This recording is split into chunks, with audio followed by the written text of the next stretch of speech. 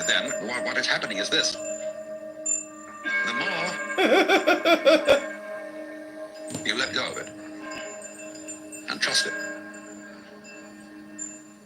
as if it were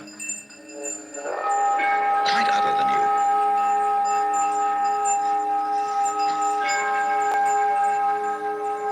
the more you realize the inseparable identity of self and other.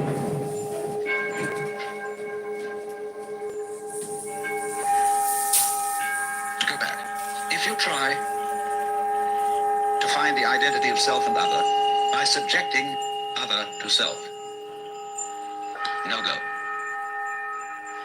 If, on the other hand, you find it through giving self, that is control, over to other and trusting that, you may make a mistake. You may make a bad gamble. But in the long run, you're acting on a principle which has the backing of evolution. This is the way biological evolution goes on. Constant delegation of authority. That's why, obviously, the democracy is superior to the monarchy. Mr. Tocqueville has said that democracy is always right, but for the wrong reasons. Because there is operating in a democracy the principle that Buckminster Fuller calls synergy. And synergy is the intelligence of a highly complex system, the nature of which is always unknown to the individual members. Because that goes back again to this point, that we're always entering a new environment. We don't ever know fully what the new environment is, because the only environments we know are the past ones. There is always then operating in the development of cellular life on any level, a new way of organization, higher than any existing form, and we're not aware of it until after it's happened. If you ever saw, for example, the film Kon-Tiki, this man figured out a few things as to how to make a balsa wood raft to sail from South America to the Pacific Islands. But once he had set this in motion, he discovered that all sorts of unexpected factors cooperated with him. That when the wood got wet, it expanded so that the ties bit into it and held it completely secure. He'd never expected that.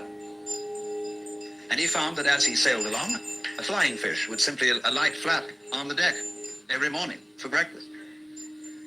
That all kinds of natural factors, he touched the key where he was flowing with the course of nature, and everything cooperated with him. As he had touched the key, he'd made the act of faith. And he was just picking up, in other words, the practice which had been hundreds and hundreds of years ago had been followed by others who had worked it out by their great ecological awareness.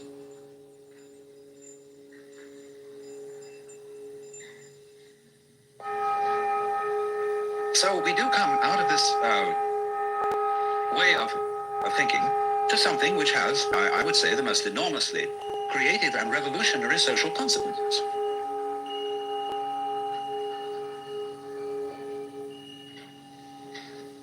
That it has become not virtuous, not self-sacrificing, and not anything like that. It has become the hardest practical politics to let go control to others, to give up trying to dominate the scene.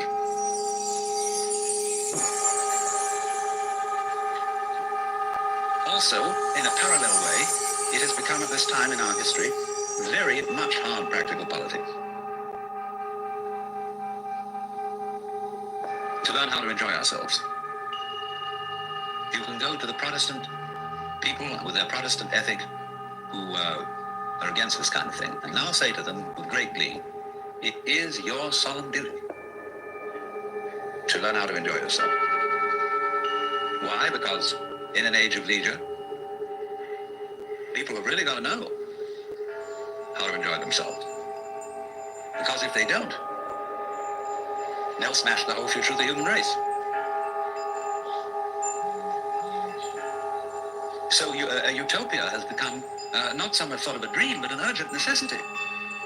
We can't do without it. Because if we try to do without it, what's going to happen is that we are going to terminate our race in a mutual massacre of scapegoats.